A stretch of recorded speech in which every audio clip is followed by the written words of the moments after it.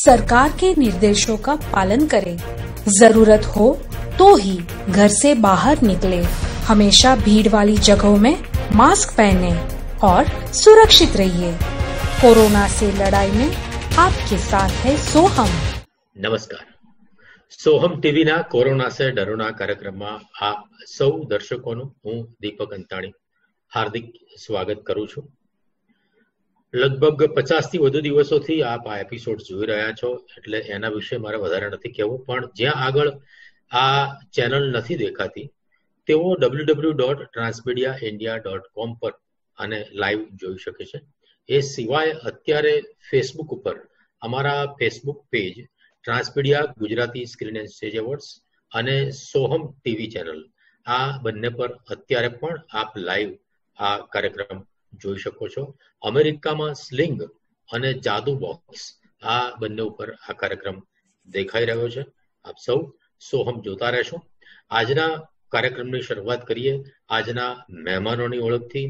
આજે આપણી સાથે છે છેક ઇન્ડોનેશિયાથી જોડાયેલા, જાકાર્તાથી જોડાયેલા મકરંદ શુક્લ. મકરંદ શુક્લ આમ તો ગુજરાતીઓ માટે કોઈ અજાણ્યો ચહેરો નથી, કારણ કે લગભગ 3 વર્ષની ઉંમરથી અરુણા હિરાણીના માર્ગદર્શન હેઠળ તેઓએ ગુજરાતી ફિલ્મોમાં બાળ કલાકાર તરીકે પ્રવેશ કર્યો અને કિરણ કુમાર, આશા પારેખ, નિરૂપા રોય, અરવિંદ જોશી એવા અનેક ધુરંધરો સાથે કામ કર્યું. શ્રેષ્ઠ બાળ કલાકારના એવોર્ડ્સ મળ્યા અને સાથે સાથે રેડિયો અને ડેકુ ઇસરોના ટીવી કાર્યક્રમોમાં પણ કામ કર્યું.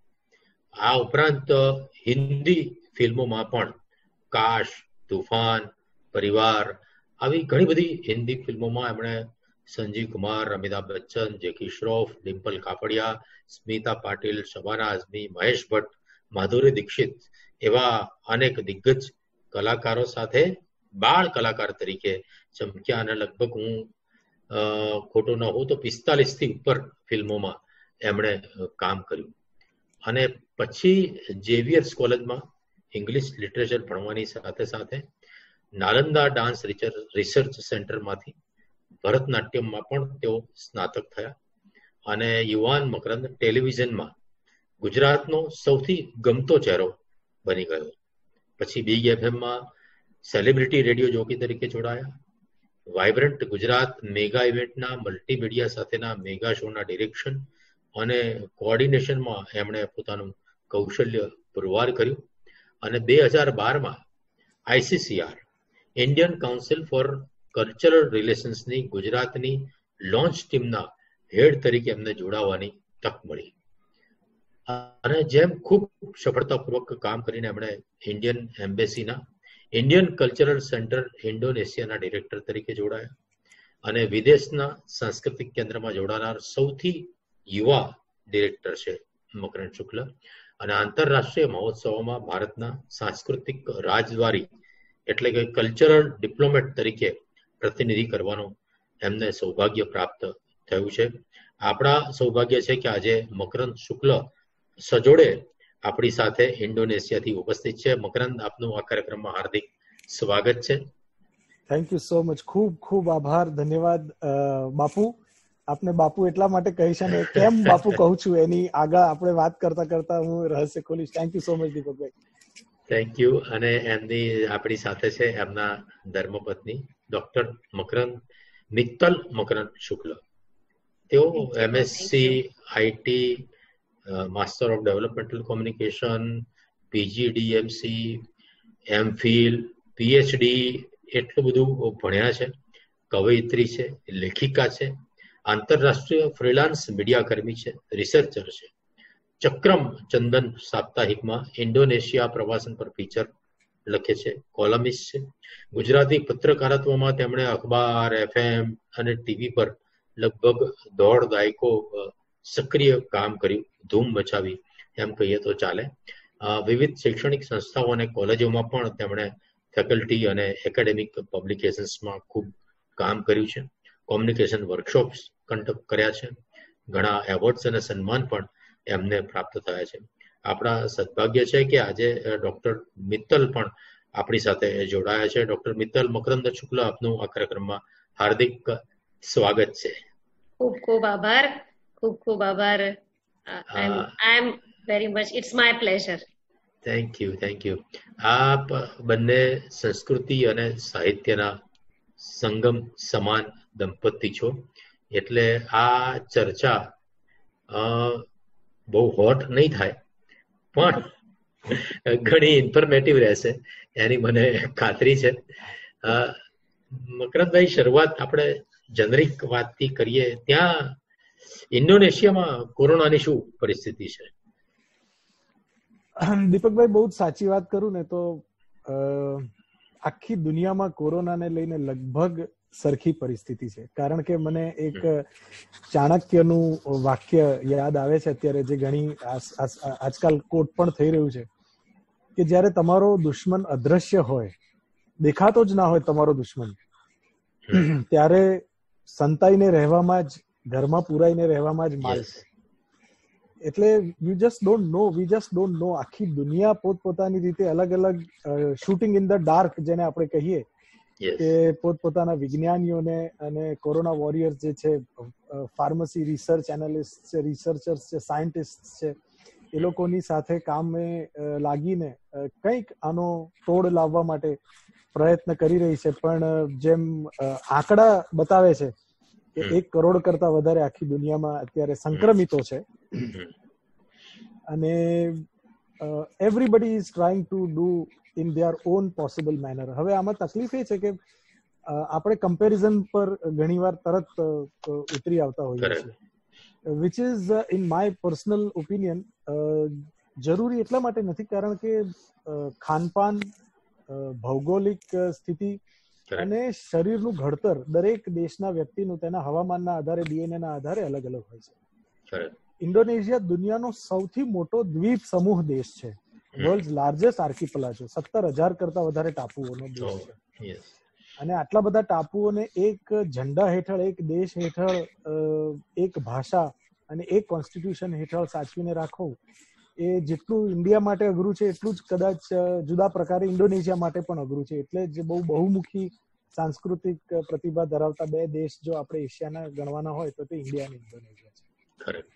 કોરોના, જેમ કહ્યું તેમ, બધા માટે અનપ્રેસિડેન્ટેડ છે, પણ અહીંયા ઇન્ડોનેશિયામાં એક વાત હું ચોક્કસ કહીશ કે પ્રેસિડેન્શિયલ ડેમોક્રેસી હોવાના કારણે, અને લગભગ આજથી 30 વર્ષ પહેલા 27 વર્ષનો એક દાયકો એવો, એક સમયગાળો એવો રહ્યો કે મિલિટરી રૂલ હતું, અને એના કારણે એક આખી આજની નહીં અને એના પહેલાની જે 2 પેઢીઓ છે ને, એ બહુ જ સ્ટાન્ડર્ડાઇઝ થઈ ગઈ.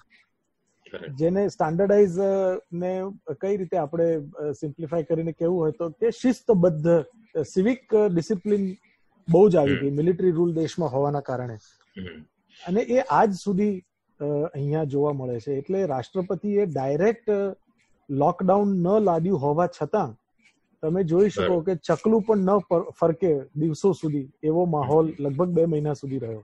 એટલે એક સોશિયલ ડિસ્ટન્સિંગના નામે, PSBB અહીંયાની ભાષામાં જે કહે છે, કે સ્ટ્રિક્ટ સોશિયલ ડિસ્ટન્સિંગના નામે, પ્લસ જકાર્તા ધમધમતું શહેર છે, બહુ જ મોટું એશિયાનું એક હબ છે, કોમર્શિયલ હબ છે, પણ તેમ છતાં લગભગ 400 જેટલા મોલ્સ હોવા ધરાવતું આ શહેર, એક પણ મોલ બંધ, અને હમણાં ધીરે ધીરે હવે ઓડ ઇવનની પરંપરાથી દુકાનો ધીમે ધીમે હમણાં ગયા અઠવાડિયાથી ખુલવાની શરૂ થઈ છે. સો હજી સિનેમા બંધ છે, બધું જ લોકડાઉનમાં જ છે, મોટા ભાગના લોકો વર્ક ફ્રોમ હોમ કરી રહ્યા છે. નુકસાન તો થઈ જ રહ્યું છે, બધે જ નુકસાન થઈ રહ્યું છે, હ્યુમન રિસોર્સનું નુકસાન થઈ રહ્યું છે, પણ વેરી સૂન લાગે છે કે જ્યારે પણ ઓથોરાઇઝડ ઓફિશિયલ રસી, વેક્સિન તૈયાર થશે અને જાહેર થશે, એટલે I think everything will start coming back down. પણ બહુ સર્જ નથી થયો, બહુ જ વિસ્ફોટ જેને કહીએ એવો હજી ઇન્ડોનેશિયામાં નથી થઈ શક્યો આના કારણે, કારણ કે બહુ જ આત્મશિસ્ત વાળો દેશ ખૂબ છે, પ્લસ 90% કરતા વધારે લિટરસી ધરાવતો દેશ છે. એટલે એક બેઝિક સિવિક સેન્સ હોવાના કારણે ઘણો ફાયદો સરકારને થોડીક હાશ છે. યસ, એ આપણા ભારત દેશમાં હજી એ બહુ જ જેને કહેવાય કે ખૂટતું તત્વ છે, બેઝિક સિવિક સેન્સ વાળું, એ ડેવલપ કરવાની જરૂર છે. અહીંયા હું એક વસ્તુ ટાંકીશ કે ઇન્ડોનેશિયા 25 કરોડનો દેશ છે, આપણે 135 કરોડના છીએ અને તુંડે તુંડે મતિર ભિન્ના છે આપણે ત્યાં. એટલે મને તો ખરેખર આ પરિસ્થિતિમાં પણ ઇન્ડિયામાં જે રીતે અત્યારે કંઈ પણ આપણે કંટ્રોલમાં રાખી શક્યા છીએ, it is nothing less than a miracle. કારણ કે આટલું પણ અપેક્ષિત નહોતું એવું કહે તો ચાલે. પૂર્ણ લોકશાહીમાં માનતા અને પૂર્ણ લોકશાહી પ્રમાણે વર્તતા વાલા ભારતીયોને કંટ્રોલમાં રાખી શકો આટલા દિવસો સુધી, એ પણ એક બહુ મોટી જે આપણી સામાજિક પરિસ્થિતિઓ છે અલગ અલગ રાજ્યની, અલગ અલગ જિલ્લાની, એમાં ખરેખર અદ્ભુત કામ થયું છે અને હવે લોકોને સમજાઈ રહ્યું છે આની ઇન્ટેન્સિટી. જેમ જેમ બધા સમજતા થયા છે એમ થોડુંક વધારે અવેરનેસ અને ડિસિપ્લિન આવતું જાય છે. પ્લસ થેન્ક્સ ટુ આવા સુંદર મજાના આયોજનો જે આપ ડિજિટલ મીડિયા દ્વારા કરી રહ્યા છો, કે જેના દ્વારા અવેરનેસ આવી રહી છે. Absolutely this is the next new normal. Yes, આ નેક્સ્ટ ન્યૂ નોર્મલ કહી શકાય. તમે મિત્તલબેન લેખિકા છો, કવિયત્રી છો, એટલે સામાન્ય લોકો કરતા થોડીક જુદી દ્રષ્ટિથી આ કોરોના કાળને જોતા હો. એટલે કોઈએ એમ કીધું કે કુદરતનો આ કહેર છે, કુદરતે એક આપણને શીખવાડવા માટે આવું કર્યું છે, કોઈ કે ગ્રહોનું એવું છે, કોઈ કે ગાંધીયન મૂલ્યોમાં આપણે જીવતા શીખ્યા. જુદા જુદા ઇન્ટરપ્રિટેશન જાત જાતના થયા અર્થતંત્રને લઈને અને બધી રીતે. આપ કેવી રીતે આ કોરોના કાળને બોલવો છો? એટલે જ્યારે તમે એમ કહો છો ને કે તમે એક લેખિકા છો ને એક રિસર્ચર છો, ત્યારે મને એમ થાય છે કે એક રિસર્ચર પાસે છે ને ઓલવેઝ રેફરન્સીસ હોય છે. એટલે જ્યારે કોરોના શરૂ થયો એ પહેલા જ આપ જોજો કે કોરોના કદાચ મોટો નિમિત્ત બન્યો માનવજાતને નુકસાન કરવામાં, પણ એ પૂર્વે પણ આપણે જોઈએ તો દેશો વચ્ચે આંતર વિગ્રહની ઘટનાઓ અને ઘણું બધું અશાંત વાતાવરણ આખા વિશ્વના એક દેશો પર એક લહેર તો હતી જ, અને જે આખી માનવજાત વિરોધી હતી. એટલે મને એમ થાય કે નાના હતા ત્યારે ટેક્સ્ટ બુકમાં એક ઇતિહાસ ભણતા હતા, ડાર્ક એજ, રોમન અને યુરોપનો જે આખો કાળો ઇતિહાસ યુદ્ધનો હતો ને એમાં સૌથી વધારે માનવજાત સફર થઈ. એટલે મને એમ લાગે છે કે અત્યારે અનસીન છે, કદાચ માણસો નથી લડી રહ્યા, પણ કુદરતે આપણને મોકલેલી એક ડાર્ક એજ છે.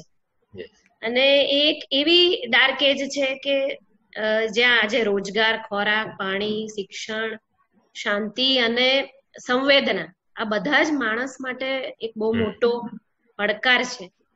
અને હજી પણ પોસ્ટ કોરોના પણ, કારણ કે દરેક ઘટનાની એક વમળો ખૂબ લાંબા સમય સુધી હોય છે અને એ તો નાગરિકો પર જ છે કે કેટલું જલ્દી એને ઓવરકમ કરી શકે, રાષ્ટ્ર તરીકે કેટલું શક્તિશાળી છે. એટલે આ ઘટનાની પોસ્ટ ઇફેક્ટ્સમાં પણ એક એવો બહુ લાંબો દોર આપણે ખૂબ પોઝિટિવલી આ ડાર્ક એજનો પસાર કરવાનો છે. અને આઈ હોપ કે એમાં આવા કાર્યક્રમ કે કોરોના સે ડરોના અને આપ જેવી ખૂબ પોઝિટિવ વ્યક્તિ જ્યારે આ કન્ડક્ટ કરશે ત્યારે મને લાગે છે કે ડિજિટલ માધ્યમથી ઘણો ફરક પડશે, લોકોને મદદ થશે, હેલ્પ આઉટ થશે આમાંથી બહાર નીકળવા.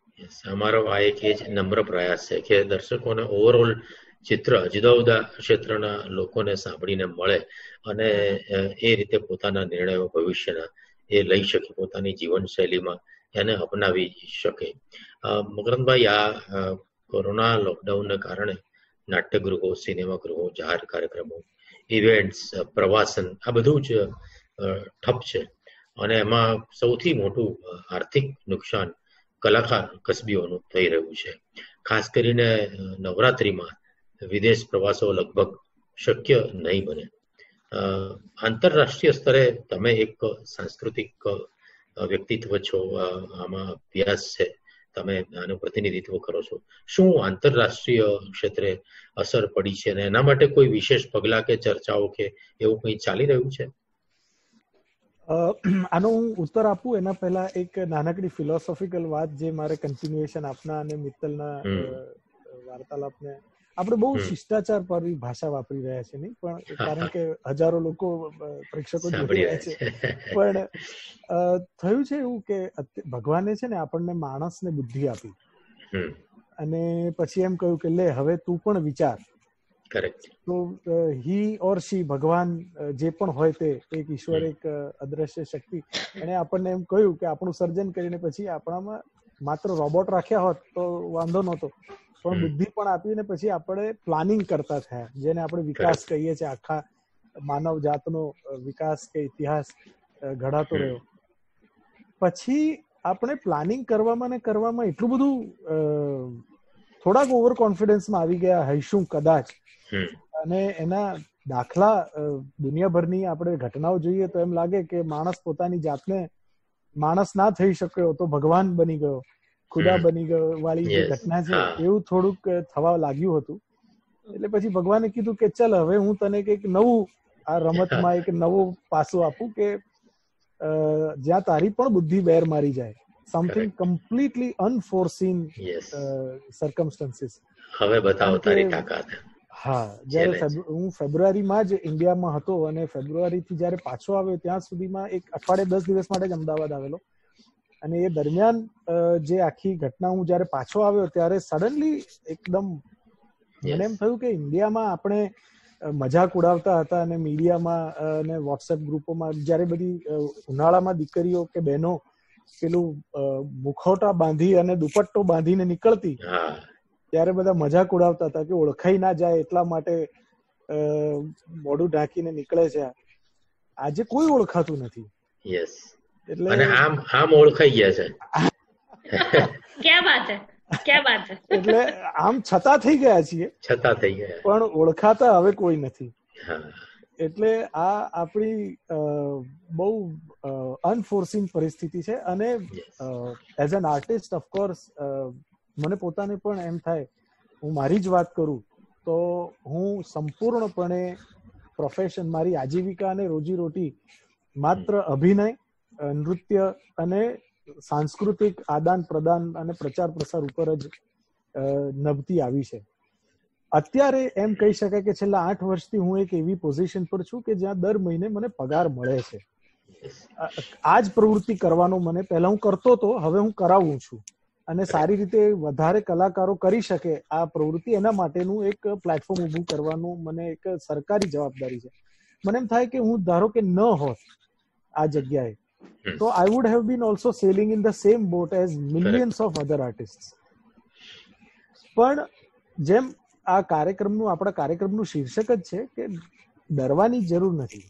કોરોના સે ડરો ના, it's a game, we have to play it with lots of આમાં થોડીક વધારે એલર્ટનેસની જરૂર છે.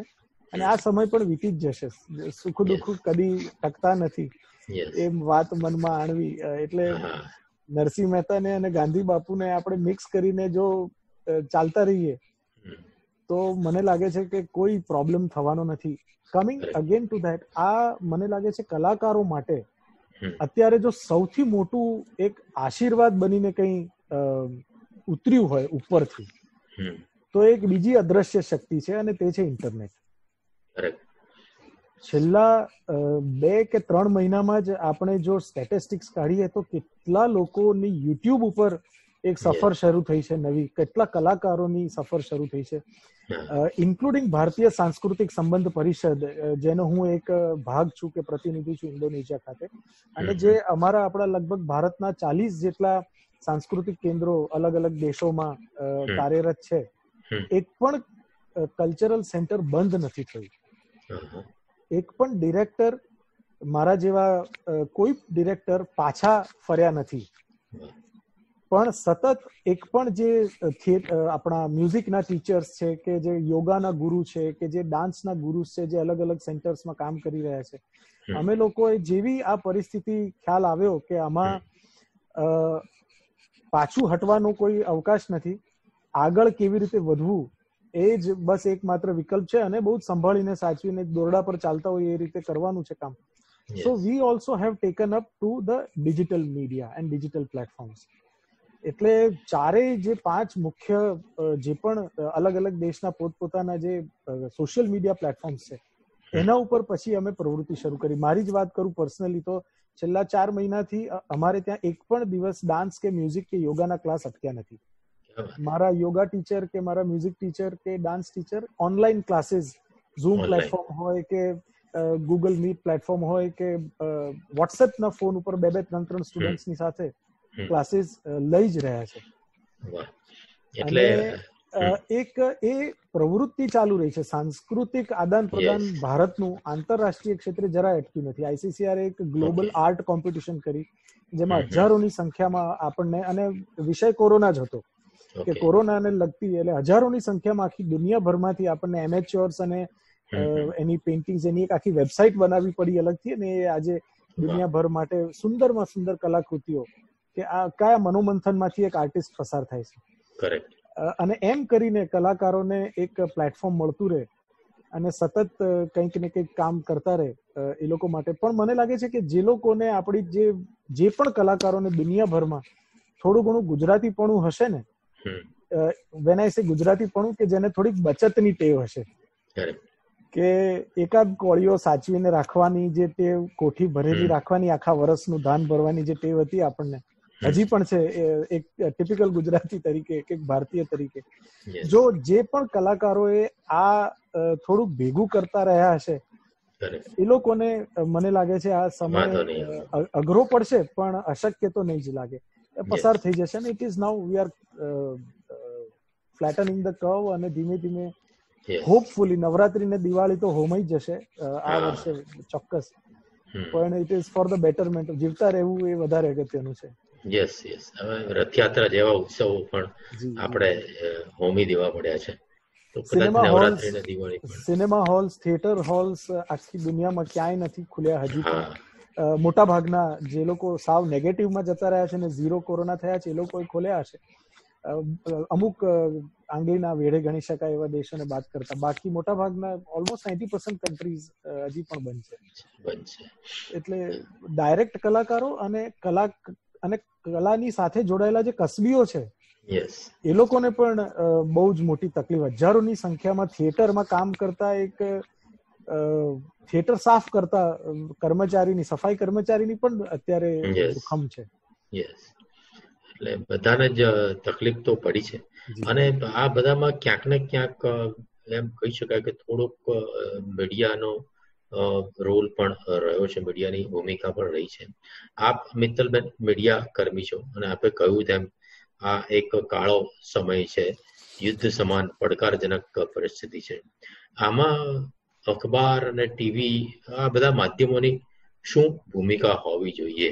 તમને લાગે છે કે સમાચારના અતિરેક ને કારણે થોડુંક વાતાવરણ ઢોળાયું, અથવા તો ભારતનું મીડિયા અને ઇન્ડોનેશિયાનું મીડિયા એ બંને વચ્ચે તમે કેવી રીતે કમ્પેરિઝન કરો છો?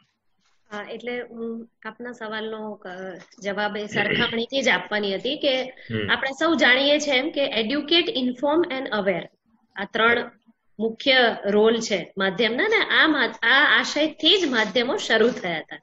એમાં ફર્સ્ટ પ્રાયોરિટીમાં છે એડ્યુકેટ, કે સમાજને તમે શિક્ષિત કરો. અને આપણે ઈસરોની ચેનલના જો કાર્યક્રમ યાદ કરીએ જે પીજ સ્ટેશનથી શરૂ થયા હતા એ બધા શિક્ષણ માટે જ થયા હતા. અને એ માહિતી સેકન્ડરી, અને થર્ડ ઇઝ ટુ અવેર. એટલે હું તમારા સવાલનો જવાબ કંઈક બતાવીને આપવા માંગુ છું. એક ફોટોગ્રાફ્સ બતાવું છું. આ અહીંના સ્થાનિક અખબારના હેડલાઇન્સ છે, ફ્રન્ટ પેજ ફોટોગ્રાફ્સ છે. એટલે કદાચ એ જોઈને તમને મારા સવાલનો જવાબ મળી જશે. આ એક ફોટોગ્રાફ છે. આમાં સોશિયલ ડિસ્ટન્સિંગ માટે જે ચોકડીઓ લગાવવામાં આવી છે કે કઈ જગ્યા તમારે ખાલી છોડી દેવી ઊભું રહેવા માટે. આ એક બીજો ફોટોગ્રાફ છે, હેડલાઇન ફ્રન્ટ પેજ પર જ છે. આ જે કર્મચારી છે એના અને કસ્ટમરના વચ્ચે એક સ્ક્રીન છે, ગ્લાસનો સ્ક્રીન છે પ્રોટેક્શન માટે. એને પોતે પ્રોટેક્શન તો રાખ્યું છે પણ એ છતાં એ ગ્લાસનો ટ્રાન્સપેરન્ટ સ્ક્રીન છે.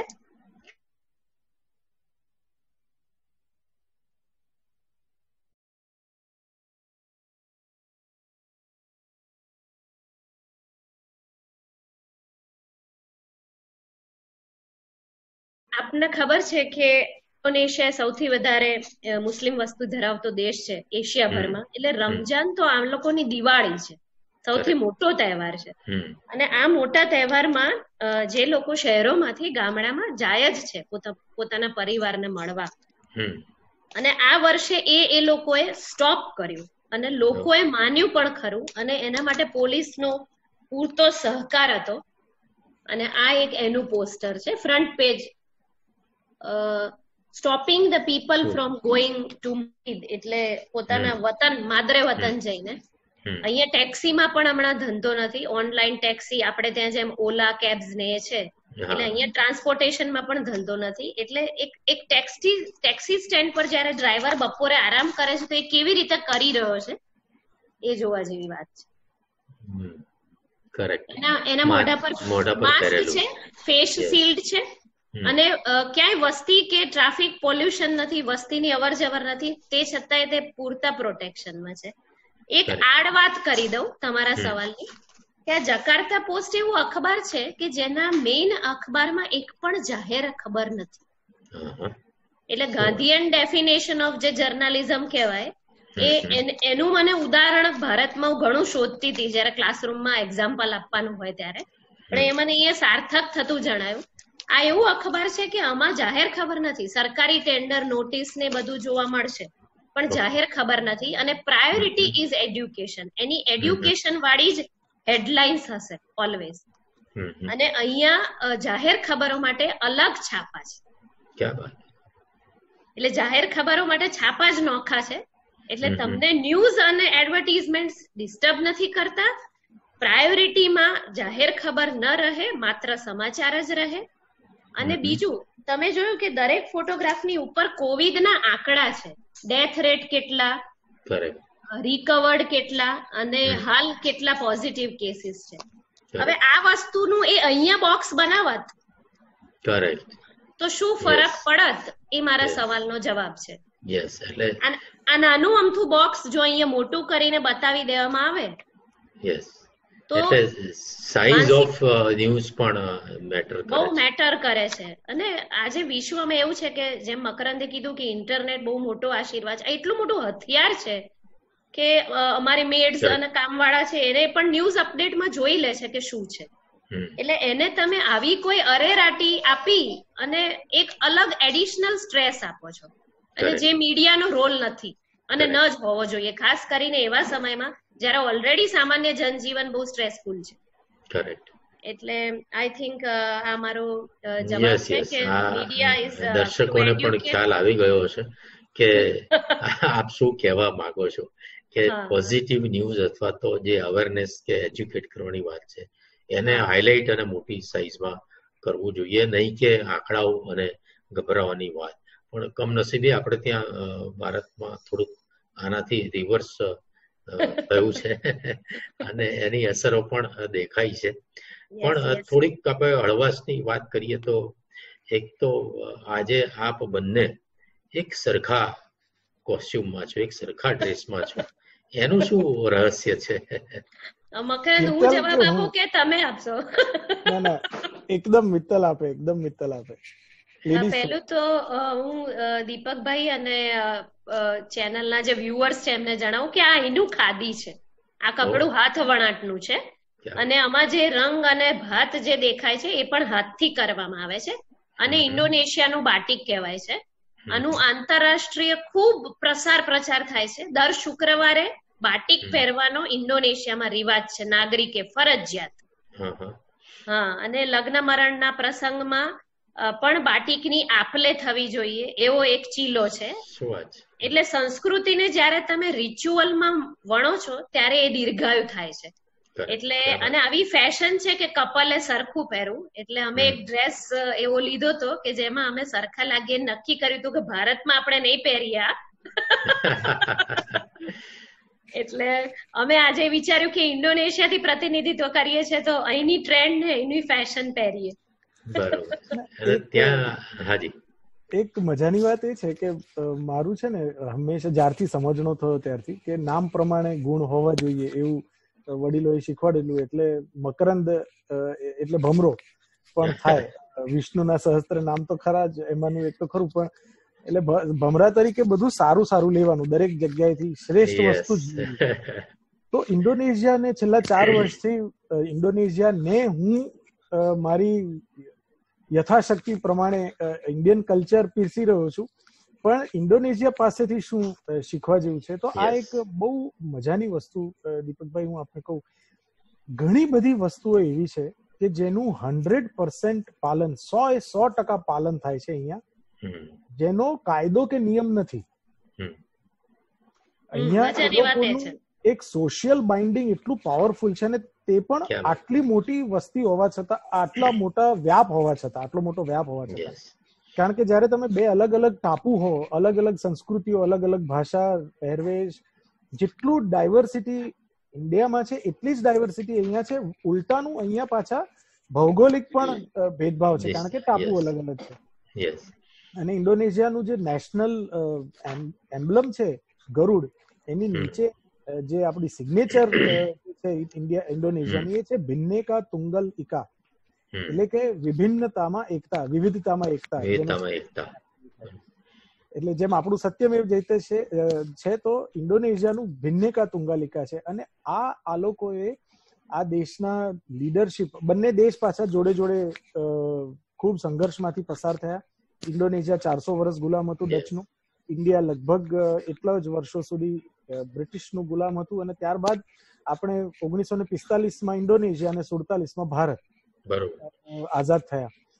પણ જે ફર્સ્ટ 2 જનરેશન્સ ઓફ લીડરશિપ કે 3 જનરેશન્સ ઓફ લીડરશિપ હતી, એમણે કેટલાક એવા મૂળભૂત, આમાં શું છે, બીજ વાવતી વખતે જ એક નવજાત દેશના સંસ્કાર ઘડતરમાં જે લોકોએ અમુક વસ્તુ એવી રીતે કરી કે એના કારણે બહુ જ એવી એક ફેબ્રિક ઊભું થયું છે. જેમ કે આ મિત્તલ કે છે બાટિકનું, હવે એવો કોઈ નિયમ નથી, ફરજિયાત એ માણસે જાતે અહીંયા નાગરિકોએ નક્કી કર્યું.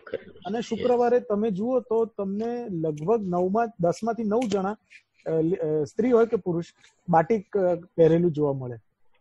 તો મને એમ થાય કે આવું આપણે ત્યાં ખાદીને લઈને કેમ ન થઈ શકે? કેમ માણસ પોતે જાતે નક્કી એમ કરે કે અઠવાડિયે એક વખત, એ ટીચર હોય કે સ્ટુડન્ટ હોય કે જેમ આપણે સ્કૂલોમાં, ઘણી બધી સ્કૂલોમાં બુધવારે ફ્રી ડ્રેસ કે ગુરુવારે ફ્રી ડ્રેસ એવું હોય છે, તો માણસ પોતે પોતાના માટે ખાદી ડ્રેસ કેમ ન, ખાદી ડે કેમ ન રાખી શકે અઠવાડિયાનો એક દિવસ? અને આટલું જો ખાલી 130 કરોડની અડધી વસ્તી પણ કરે ને, તો ખાદીનું સેલ અને ખાદીનો વિકાસ અને ગ્રામોદ્યોગનો વિકાસ ક્યાં જઈને અટકે એ કહેવાની જરૂર રહેતી નથી.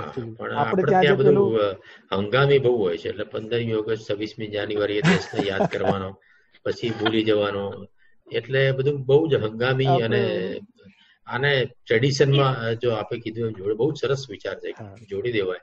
તો મને અહીંયા મારી દીકરી ફલકે કહેલી વાત યાદ આવે છે કે આ લોકડાઉન દરમિયાન બધા પેલા ફોટોગ્રાફ્સ ને વિડીયોઝ આવતા ને, કે કુદરત હવે ગંગા ચોખ્ખી થઈ ગઈ, આકાશ ચોખ્ખું થઈ ગયું, બધું કુદરત ચોખ્ખી થઈ રહી છે, રિવાઇવ થઈ રહી છે, અને આ લોકડાઉનમાં બહુ પોઝિટિવ થઈ રહ્યું છે. એટલે એને બહુ સરસ વિચાર આવ્યો કે આપણે હવે પ્રદૂષણ માટે આટલું મોટું બજેટ ખર્ચવાની કઈ જરૂર નથી. આપણે દર વર્ષે અઠવાડિયું લોકડાઉન રાખી દેવું જોઈએ, અથવા દર મહિને 2 દિવસ લોકડાઉન રાખી દેવું જોઈએ, એટલે એમાં કુદરત રિવાઇવ થઈ જાય. આ એવી વાત છે કે આપણા સંસ્કૃતિ સાથે અમુક વસ્તુઓ જો ભણી લઈએ તો ખાસો બધો ફરક પડી જાય. પણ તમે મકરંદ, સાચી વાત છે, મેન મેડ હોય કે કુદરતી હોય, એ તો આવનારું સમય જ પુરવાર કરશે કે આ માનવ સર્જિત મહામારી છે કે કેવી રીતે થઈ છે. પણ જે પણ હોય તે એક વસ્તુ છે કે આ જે બ્રેક મારી દીધી છે આંધળી દોટને, એના કારણે જે આપણને ખરેખર થોડુંક પાછળ વળીને જોવાનો મોકો મળ્યો, આત્મસાત થવાનો મોકો મળ્યો, પોતાની જાત સાથે વાત કરવાનો, વિચાર કરવાનો કે where are we heading towards, what was the goal, અને ક્યાં જઈ રહ્યા હતા આપણે. હેપીનેસની વ્યાખ્યા ફરીવાર, આનંદની વ્યાખ્યા ફરીવાર આપણે પુનઃ વિચારણા હેઠળ લાવવી પડે. એ સમય તો ચોક્કસ આ કોરોનાએ આપ્યો છે. અને એમાં નોર્મલમાં આપણે આ જે કંઈ શીખ્યા અથવા જે કંઈ પણ આપણને ભાન થયું એવું કહીએ, એને ન્યૂ નોર્મલની જીવનશૈલીમાં ક્યાંક ને ક્યાંક અપનાવવાની જરૂર છે. જેમ તમે ખાદીની વાત કરી એવી રીતે થોડુંક અવેર થઈને અપનાવવાની જરૂર છે. પણ મને પેલી ભમરા વાળી વાત યાદ રહી ગઈ છે. એટલે આપણે જે કહીએ ને કે એક પ્રકારનો અભિનયનો ભમરો ચોક્કસ જગ્યાએ હોય છે. સાચી વાત છે. તમે you are A very good actor અને એકદમ જ આ પ્રકારના સાંસ્કૃતિક વિકાસ અને આદાન પ્રદાનના સંકલનના ઓફિસ જોબમાં તમે જોડાઈ ગયા, એટલે અમને તો એમ લાગે છે કે અમે એક સારો અભિનેતા ગુમાવ્યો. પણ તમને ક્યારેય અભિનય ન કરી શકવાનો અફસોસ થાય છે ખરો? એક જ સવાલ છે, પણ એમાં બે સવાલો જોડાયેલા છે એકચ્યુઅલી.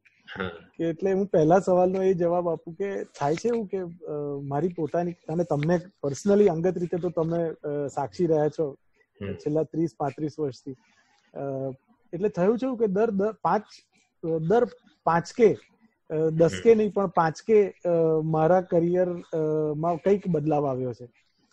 અને એના કારણે થયું છે એવું કે આપણે ત્યાં અંગ્રેજીમાં પેલી કહેવત છે ને, jack of all master of none, એની જગ્યાએ હું બની ગયો મેક ઓફ ઓલ અને માસ્ટર ઓફ વન. એટલે થયું એવું કે એક્ટિંગ, બાળ કલાકાર તરીકે એક્ટિંગ થી શરૂ કરી અને પછી થેન્ક્સ ટુ બહુમુખી પ્રતિભા ધરાવતા માતા પિતા અને માં ખાસ કરીને, એટલે માહોલ જ કંઈક એવો હતો કે બધું જ કરવું. અને કોરોના સે ડરો ના, ડરતા નહોતું શીખવાડ્યું ક્યારેય માએ. એટલે એના કારણે એક એ ફાયદો થયો, કોલેજમાં સાહિત્ય ભણતા ભણતા નૃત્ય પ્રત્યે લગની લાગી તો આંખ મીચીને પછી 4 વર્ષમાં 7 વર્ષનું માર્ગમ પૂરું કરી શકાયું. અને થેન્ક્સ ટુ મારા ગુરુ ડોક્ટર ઉમાબેન અનંતાણી કે જેમણે મારા જડ નાટ્યકર્મી મગજમાં લાસ્ય ઉમેર્યું, નૃત્યનું અને ટોટલ થિયેટર તરફ. કારણ કે હું બહુ લકી રહ્યો છું કેટલાક મહાનુભાવોની સાથે કામ કર્યા હોવાના કારણે. ભરતભાઈ દવે છે, સ્વર્ગસ્થ નિમેશ દેસાઈ છે, ગોવર્ધન પંચાલ દાદા છે. હવે આ લોકો એટલું બધું ટોટલ થિયેટર કરતા, એટલે મને એમ થાય કે આપણે એક કલાકાર તરીકે આપણને બધું જ થોડું થોડું તો આવડવું જ જોઈએ. અને એ જ બધું કલ્મિનેટ થતા થતા dance, music, radio, cinema, theatre, television, અને એ બધું કરતા કરતા ટેલિવિઝનમાં પણ લાઈવ શોઝ કરવાનો લગાતાર 6 વર્ષો સુધી એક ખાનગી ચેનલ પર ગીત ગુંજન નામે રોજ સવારે આવીને લાઈવ જવું, it is as good as doing live theatre. એટલે એ બધું કરતા કરતા પછી એક હ્યુમન રિસોર્સ અને એડમિનિસ્ટ્રેટિવ, કલ્ચરલ એડમિનિસ્ટ્રેશન નો પાયો મજબૂત થતો ગયો.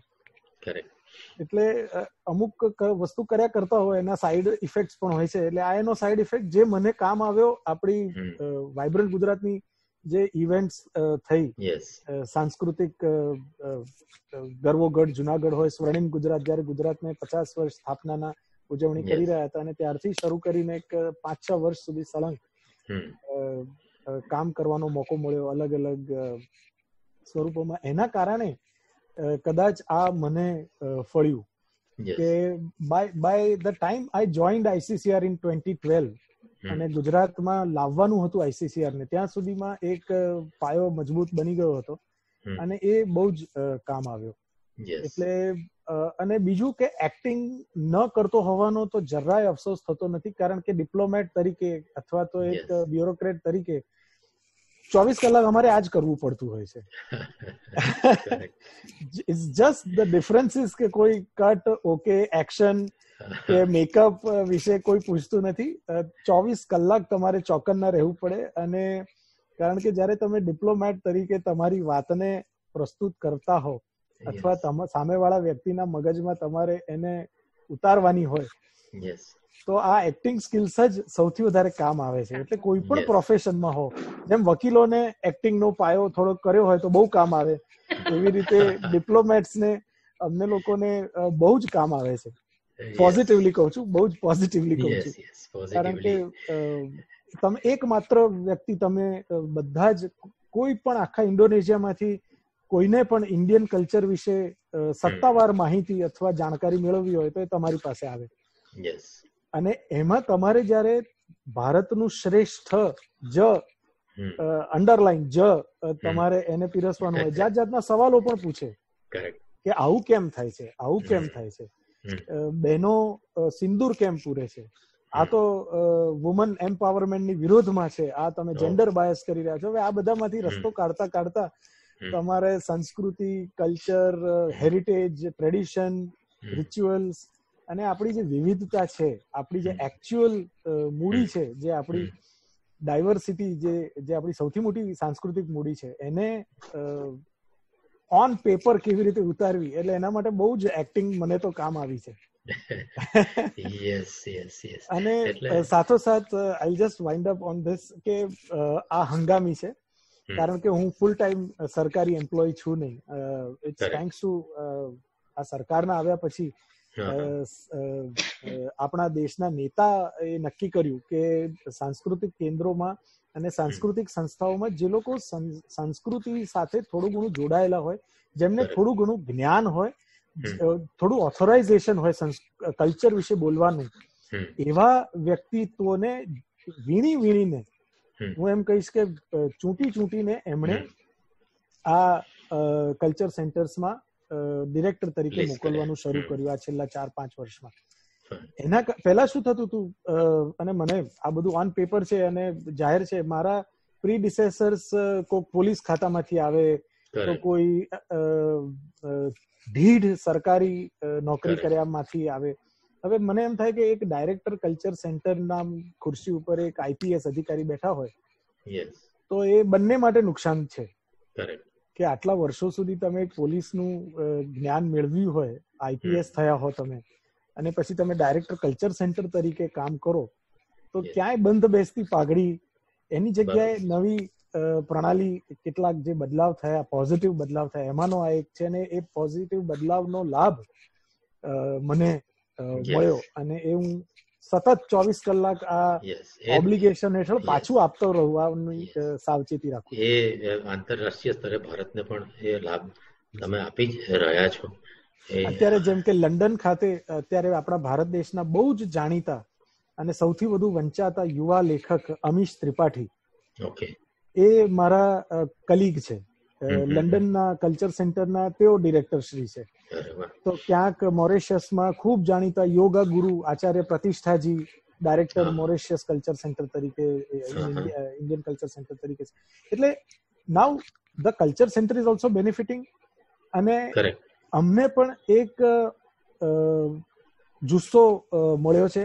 અને આવનારી મારા જેવા અનેક વ્યક્તિત્વોને પણ, કલાકારોને કે જે લોકો પ્રોઝ અને કોન્સ બંને, માત્ર કલા કરવી નહીં પણ કલા કેવી રીતે કરાવવી એનું પણ જ્ઞાન, એક્ટર ડિરેક્ટર જેને કહીએ, એ બંને જેમણે દૂધ અને દહીં ખાધા હોય એ લોકો માટે તો આ બહુ જ જરૂરી છે. અને એ સરકારે માન્યું છે અને હવે જાણ્યું છે, એનો લાભ ઓફિશિયલી થવાનો જ છે ઇવેન્ચ્યુઅલી. યસ, એટલે એક જાણકાર માણસ જે આ પ્રોસેસમાંથી પસાર થઈ ગયા હોય, આ બધું કરી ચૂક્યા હોય, અને એની પાસે કરાવવાનું આવે તો એને ખબર જ હોય કે ભાઈ આ કેવી રીતે થાય, એના શું પ્રોઝ એન્ડ કોન્સ હોય છે. એ બહુ જ સારી વાત છે. છેલ્લે મિત્તલબેન, એક આપને ગમતી કોઈ કવિતા સાથે આપણે સમાપન કરીએ. ચોક્કસ. આમ તો છે ને, મારે આપણે જે કોરોના સે ડરોના વિશે એક કવિતા વાંચવી હતી, પણ આજે મકરંદની પાછળ પણ બાપુ છે, એની આગળ પણ બાપુ છે, મારી આગળ પણ બાપુ નું પાત્ર જેને સાકાર કર્યું છે. એટલે એમને હું એક રહસ્ય વચ્ચે ખોલી દઉં, જે શરૂઆતમાં મેં દીપકભાઈને બાપુ કહીને સંબોધ્યા હતા, અને કાયમિક સંબોધતો રહીશ, કારણ કે I am personally so much in positive influence from you દીપકભાઈ. હું તમને કોમ્પ્લિમેન્ટ આપવા માંગુ છું, કારણ કે એક રોલ ભજવતા કેવી રીતે એ વ્યક્તિત્વ તમારા પોતાના વ્યક્તિત્વને અસર કરે છે અને ઉજાગર થવામાં મદદ કરે છે, એનું જો શ્રેષ્ઠ ઉદાહરણ હોય તો એક બેન કિંગ્સલે પછી આપ છો. કારણ કે આપણે કટ થયા પછી પાછા જતા રહ્યું, પણ બાપુ ઓફકોર્સ મેં પોતે પણ નીતિનાશના માર્ગે ગ્રામ સ્વરાજને ઓડિયો બુક સ્વરૂપે વાંચી છે અને પ્રસ્તુત કરી છે. એટલે મને ગાંધીયન વિચારધારામાં જ ઉછર્યો હોવાના કારણે એના માટે એક આખું જુદું સેશન કરવું પડે. How great Bapu was as a marketing executive. જેટલું પાવરફુલ બોલીએ, જેટલું કરીએ એટલું ઓછું છે, એવું છે. હાજી. એક ચાર રસ્તે મને નિષ્પ્રાણ ઊભો કરીને આ બહેરી આંધળી અને મૂંગી ભીડ ચાલ્યા જ કરે છે. મારા 3 વાંદરા જેવી જ છે. સામે શોરૂમમાં સૂતરની આંટી જોઈ હરખ થયો. આ એ જ સૂકી સાબરમતી છે જેનું કરકસરથી હું એક જ લોટો પાણી વાપરતો. પ્રાર્થના ભૂમિની રેત પરથી વૈષ્ણવજનની પવિત્ર પગલીઓ ક્યાં? મારા 11 વ્રતોના 2 એકડા ક્રોસ બની ગયા છે અને લોહીજાણ ઈસુની જેમ ત્યાં ખોડી દેવામાં આવ્યું છે મારા પ્રયોગોનું સત્ય. આટલું જોઉં છું ને ત્યાં તો મારા પૂતળા પરથી કોઈ મારા ચશ્મા ચોરી ગયો.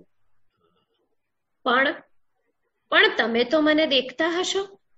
તમારા ખિસ્સામાં સચવાતી અને હથેળીમાં ચોળાતી પૈસાની નોટોમાં, પછડાતા ઘસાતા સિક્કાની છાપમાં, પુસ્તકાલયોના ધૂળ ખાતા શેલ્ફ પર, રવિવારીમાં ₹2 વેચાતી મારી જીવનયાત્રામાં, હાંફતા રાજમાર્ગો અને નગરોના નામમાં ટપાલ ટિકિટ બનીને ઠપ્પા ખાતા શું મને નથી જોયો? અચાનક મારી લાકડીની ઠક કોઈ સાંભળી ગયું અને હવામાં સનનન કરતી હે રામ હજીએ મારા હૃદયકુંજમાં ગોળસે ચલાવેલી ગોળી ગુંજ્યા કરે છે. ઘડીક પડક પેઠી મને હસવું આવ્યું. હું તો ગઈ એક સદીની રાતના કાળા ડિબાંગ અંધારામાંથી રાતોરાત ભમવા નીકળેલું પ્રેત છું. મને શાનો ડર? હું તો મહાઆત્મા છું, મહાત્મા ગાંધી. ક્યાં વાત હે, બહુ જ સરસ.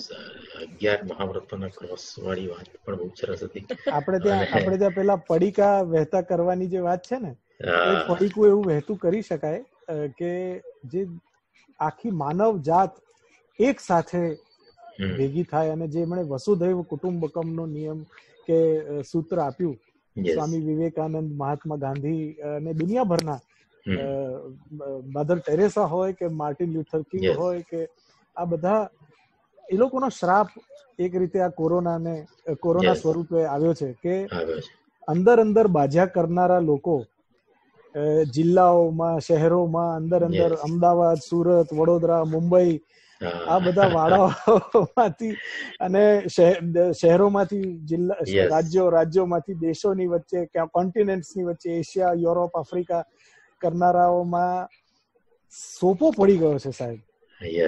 બધા એક થઈ ગયા છે. કૌરવ પાંડવ બધા ભેગા થઈને અત્યારે તો એ શોધવા મથી રહ્યા છે કે કોક આને કાઢો અહીંથી કોરોનાની સામે. ઇવન એવું છે કે મેં આ કાર્યક્રમની અંદર કોર્પોરેટ્સ અને ઇન્ડસ્ટ્રીયાલિસ્ટ પણ પાર્ટિસિપેટ કર્યા હતા.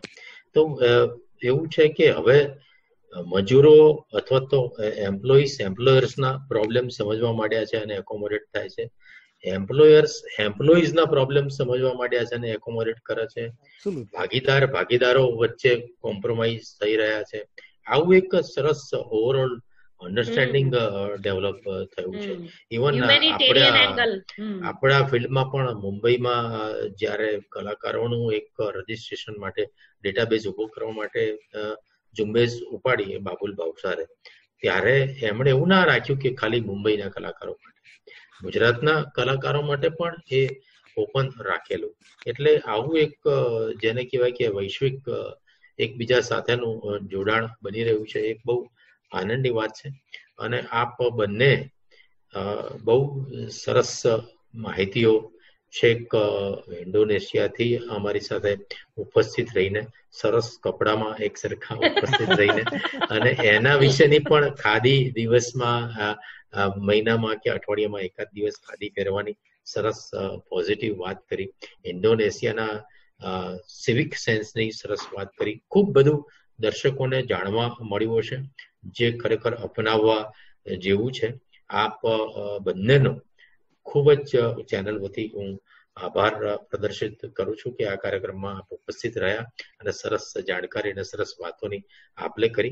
वर्ल्ड हेल्थ ऑर्गेनाइजेशन का दिशा निर्देश, कोरोना वायरस से संक्रमण के खतरे को कम करें, साबुन और पानी से हाथ साफ करें। छींकते वक्त नाक और मुंह ढकें। सर्दी या फ्लू से संक्रमित लोगों के पास जाने से बचें।